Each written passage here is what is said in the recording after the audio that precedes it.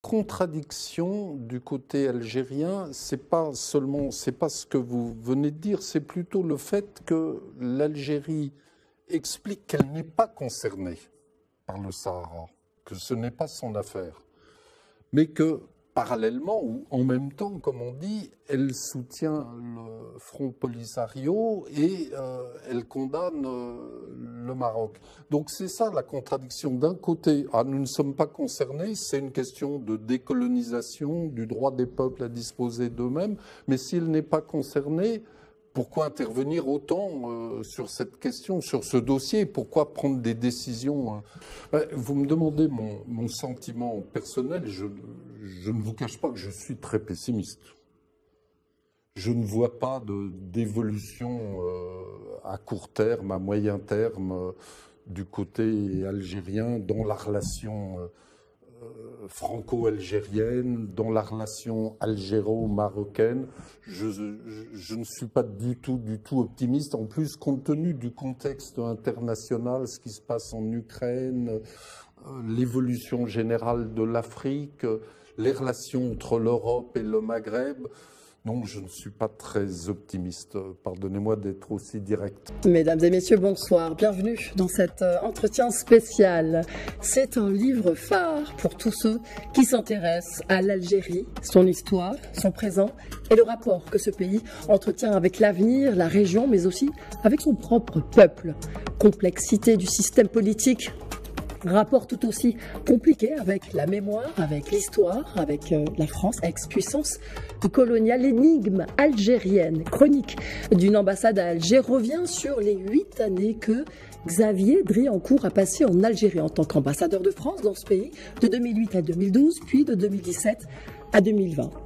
2 périodes différentes, 2 périodes clés, au cours desquelles il est devenu une référence dans ce pays. Loin d'être un livre à charge contre Alger, l'énigme algérienne invite le lecteur au cœur des contradictions perpétuelles du système politique algérien et tente, à travers l'expérience d'un des postes diplomatiques français les plus difficiles, de lever le voile sur une traditionnelle opacité de la classe politique algérienne. Un livre qui est probablement aussi une matière première précieuse pour non seulement comprendre pourquoi la France est encore aujourd'hui au cœur du jeu politique algérien et vice-versa, mais aussi pour tenter de décrypter la relation devenue difficile entre le Maroc et l'Algérie à la lumière de la toute récente visite du président Macron au Maroc et du soutien clair et ferme de Paris à l'intégrité territoriale du Maroc en faveur du Sahara. Et j'ai le plaisir d'accueillir l'auteur en personne de l'énigme algérienne, monsieur Xavier Driancourt. Bonsoir. Bonsoir. Alors l'énigme algérienne, chronique d'une ambassade à Alger, c'est le fruit de votre expérience diplomatique, mais pas seulement. C'est aussi vos souvenirs, vos ressentis personnels.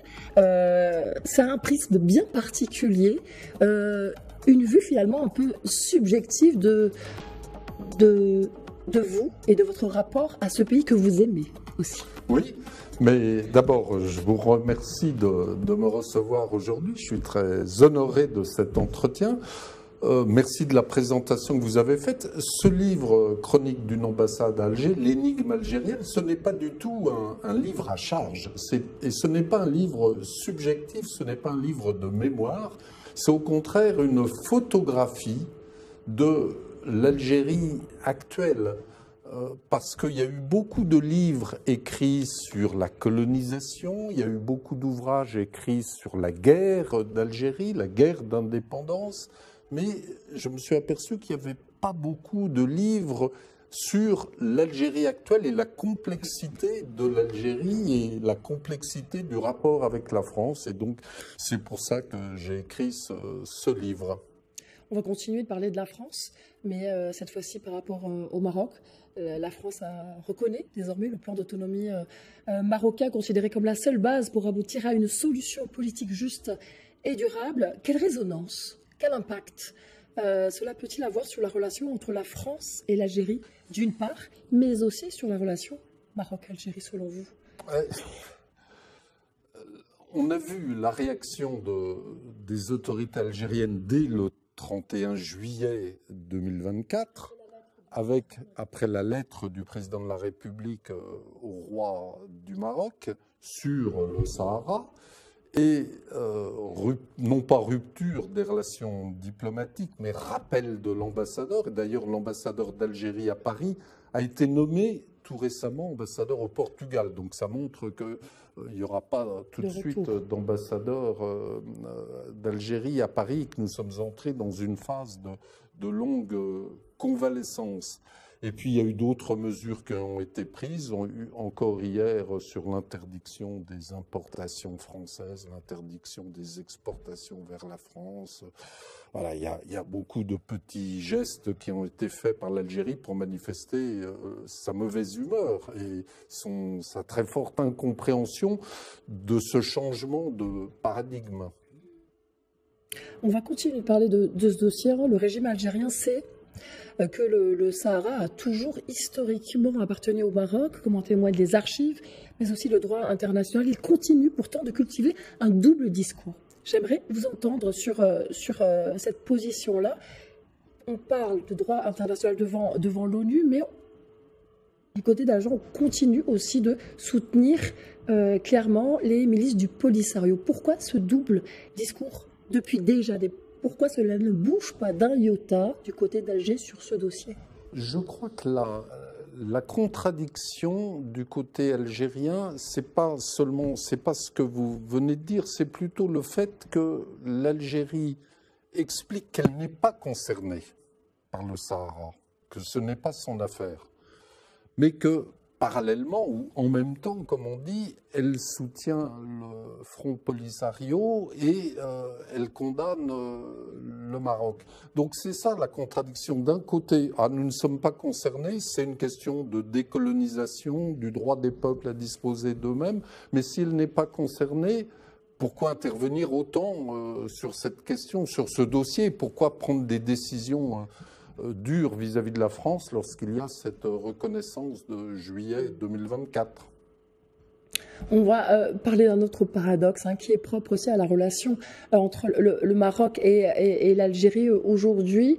L'histoire rappelle que le Maroc a protégé, soutenu plusieurs résistants algériens, dont Abdelaziz Bouteflika lui-même. Le Maroc a soutenu l'ALN. Comment comprendre cet autre paradoxe de la part d'Alger? Oui, c'est très paradoxal, effectivement, mais le paradoxe, il est ancien, parce qu'il a commencé dès 1962-63. Effectivement, pendant les années 54 à 62, le Maroc hébergeait Bouteflika, Boumedienne, une partie de l'ALN, de l'Armée de Libération Nationale. Et puis, en 62, lorsque l'armée des frontières, comme on l'appelait, est entrée en Algérie, il y a eu les premières escarmouches, les premières guerres avec le Maroc. Donc on voit que dès 1962, il y a cette contradiction qui est très forte. Alors aujourd'hui, à la lumière de tout ce que l'on vient de dire, Xavier Driancourt, comment est-ce que vous percevez l'évolution de ce pays? Parce que vous avez connu le Hirak 3 ans après cette insurrection populaire, et puis au regard de ce revirement majeur aussi sur le dossier du Sahara, comment va évoluer l'Algérie? Quels sont ses défis aujourd'hui, tant sur le plan national qu'international? Vous me demandez mon sentiment personnel. Je ne vous cache pas que je suis très pessimiste.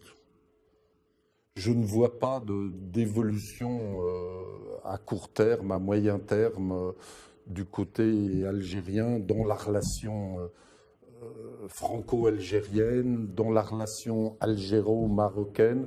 Je ne suis pas du tout optimiste. En plus, compte tenu du contexte international, ce qui se passe en Ukraine, l'évolution générale de l'Afrique, les relations entre l'Europe et le Maghreb, non, je ne suis pas très optimiste. Pardonnez-moi d'être aussi direct.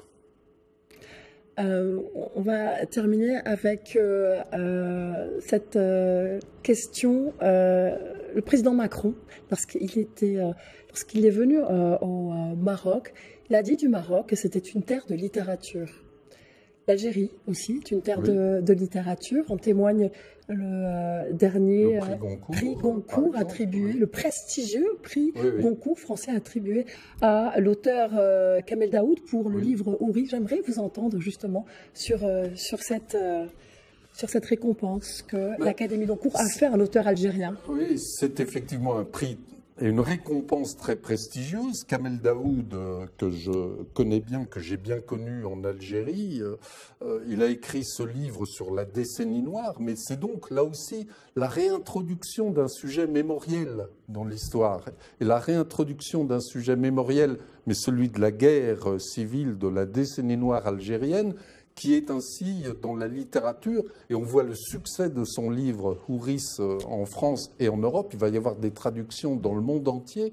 Donc la réaction algérienne, j'ai vu les réactions sur les réseaux sociaux, est extrêmement violente et critique vis-à-vis de Kamel Daoud, vis-à-vis de la France, vis-à-vis du jury du prix Goncourt, vis-à-vis de l'éditeur Gallimard qui a été interdit au Salon du Livre à Alger. Voilà, on voit donc la réaction de l'Algérie vis-à-vis de ce prestigieux prix Goncourt. De cette relation avec Alger, est-ce que lorsque le président Macron fait ce choix, oriente, donc ces mots, fait le choix de cette terminologie sur cette thématique de la mémoire, il y a quelque chose qui bouge et qui peut faire bouger la relation avec Alger. Est-ce que ça fait bouger les choses de l'autre côté ou pas? Parce qu'on dit souvent, et vous dites souvent, que les autorités françaises n'osent pas faire avec l'Algérie ce qu'elles osent faire avec d'autres pays.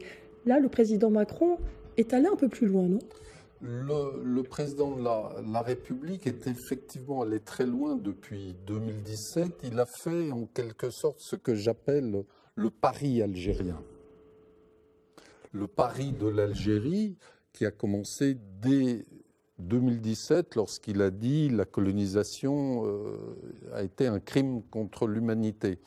Et donc ensuite il y a eu toute une série de gestes mémoriels, la réhabilitation de Maurice Audin, la réhabilitation d'Ali Boumengel, la restitution de crânes de combattants algériens, donc tout récemment Larbi Bendi, la commission d'historiens présidée par Benjamin Stora, mais voilà, il n'y a pas eu de retour du côté algérien et c'est ça le problème. Et ce qui explique aussi beaucoup de choses de la relation avec le Maroc, parce que ce pari algérien, le président de la République a constaté qu'il ne débouchait pas sur grand-chose. Et donc, voilà, il avait peut-être fait, nous avions peut-être collectivement fait une erreur d'appréciation vis-à-vis de ce pari. Un pari algérien, un pari qui n'a pas été réussi. Apparemment, pour l'instant. Ben, je dis que ce pari s'est un peu transformé en piège. Je ne vous ai pas posé la question, effectivement, mais quel accueil a été réservé aussi à votre livre en Algérie? Il a été beaucoup lu, beaucoup commenté, il a beaucoup circulé ou il a été beaucoup piraté, mais il a été édité en Algérie. C'est quand même étonnant. Il a été édité en Algérie. Encore une contradiction. Encore une contradiction. Et il a été beaucoup lu et beaucoup commenté. Et il n'y a jamais eu de réaction sur le fond. C'est-à-dire, on ne m'a jamais critiqué sur le fond. Pourquoi ? Parce que, vous l'avez dit tout à l'heure, j'ai passé presque 8 ans en Algérie. Donc, c'est pas comme si j'étais allé 8 jours en Algérie et que j'avais écrit un article ou une thèse ou quelque chose sur l'Algérie. J'ai passé presque 8 ans, 2 fois 4 ans. Et donc, voilà, mes observations ne peuvent pas être passées par pertes et profits, en quelque sorte. Merci beaucoup, Xavier Driancourt, d'avoir été mon invité. Je rappelle que vous êtes l'auteur du livre L'énigme algérienne, chronique d'une ambassade à Alger, que vous présentez en ce moment donc, au Maroc. Vous faites une tournée pour présenter cet ouvrage. Merci à vous. C'est la fin de cet entretien. إلى هنا أخواني نكون قد وصلنا لنهاية الفيديو. كنتمنى يكون المقطع والفيديو قد نال الإعجاب ديالكم. ما تنساوش تدعمونا بزر الإعجاب، هذاك يخلي الفيديو يوصل لجميع المغاربة حول العالم. كذلك ما تنساوش الاشتراك في القناة وتفعيل الجرس باش توصلوا بجديد القناة أول بأول.